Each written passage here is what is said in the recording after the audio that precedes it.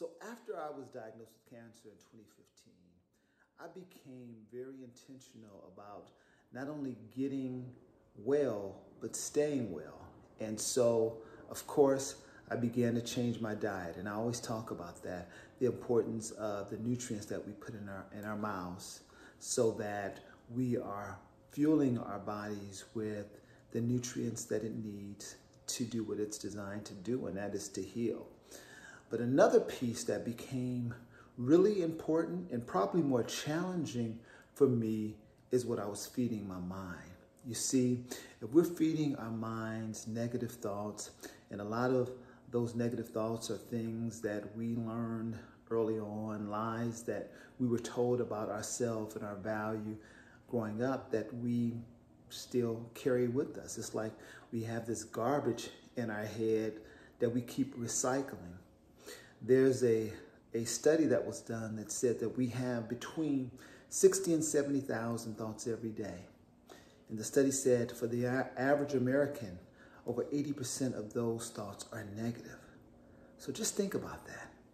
If most of your thoughts are negative, think about the stress that that has on your body. We know that when we are in that fight or flight phase, and we can be in that phase just in our thinking, what that does is it releases cortisol, the stress hormone in our bodies.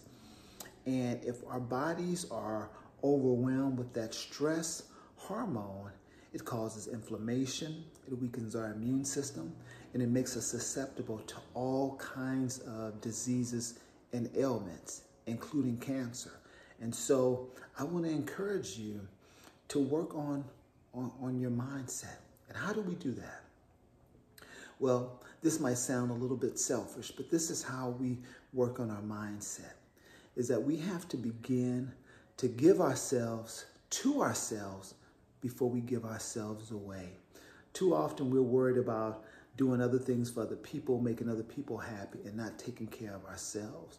And so for me, part of my work and what I started to do was, before I get out of the bed and go handle all of my responsibilities, I pray, I meditate in the morning, just 5 minutes, just getting myself centered and focused.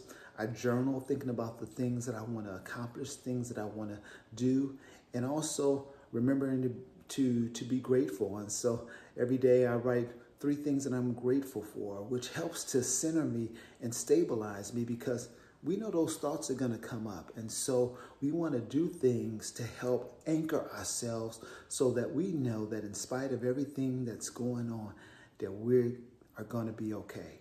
And here's what I know about you, because I know it about myself, that you've never not made it.